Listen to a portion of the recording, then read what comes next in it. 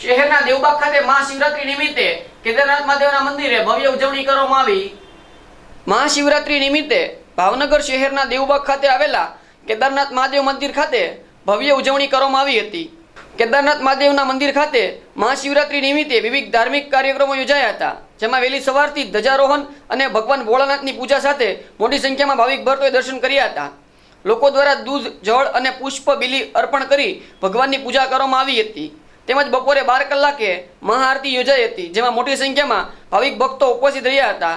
તેમજ સંધ્યા ટાણે ભગવાન ભોળાનાથના સાનિધ્યમાં ભવ્ય શોભાયાત્રા કાઢવામાં આવી હતી, જેમાં નાના મોટા બાળકોથી લઈ મોટા વડીલો સુધી લોકો જોડાયા હતા અને હર હર મહાદેવના નાદ સાથે શોભાયાત્રા શહેરના રાજમાર્ગો પરથી ફેરવવામાં આવી હતી। ભાવનગર શહેરમાં હર્ષ ઉલ્લાસ સાથે મહાશિવરાત્રીની ભવ્ય ઉજવણી કરવામાં આવી હતી।